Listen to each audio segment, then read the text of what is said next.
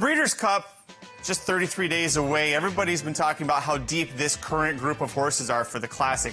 Let's take a look back at some of the deepest fields going into that year's Classic. That's the key. Let's start in 1998. Some people have called this the greatest field ever assembled. 30 Grade 1 wins combined between 9 of the 10 entries going into that race.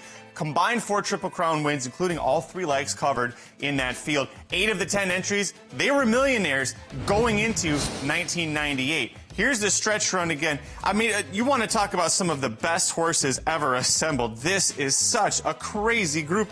Awesome again in amongst the group. He's going to get the win in 1998.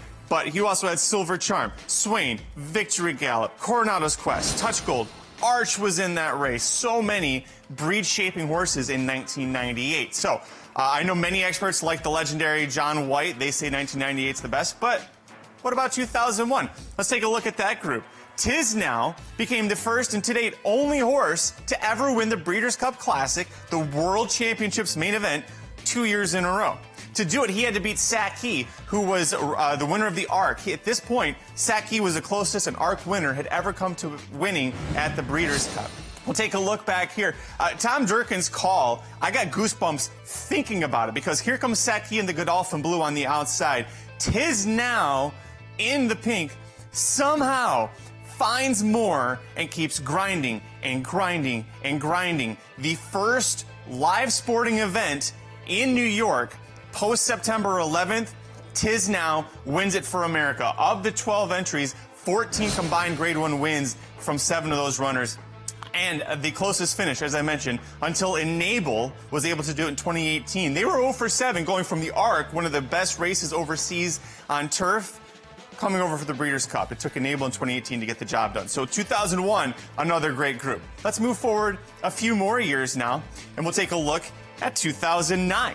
This is a popular one for a lot of fans out there. Well, why? Zenyatta is going to win the race. She is the first and, by the way, only time to date that a female horse has won the main event at the Breeders' Cup World Championships. You have 27 Grade 1 wins split between 9 of the 12 entries in this race. Zenyatta, closing and closing and closing, was able to beat everyone in that race. 11 of those 27 combined Grade 1 wins in the field, they came on turf. This was a race that was held on a synthetic track, so a different setup and a lot of strong turf horses coming in. Didn't matter to Zenyatta. The Queen got the job done in 2009. So those are a few of the deepest fields. You could also make an argument for, say, 2006. But how does that compare to the stats for the probable group we have in 2025? Well, right now, between 10 likely contenders, combined 22 Grade 1 wins.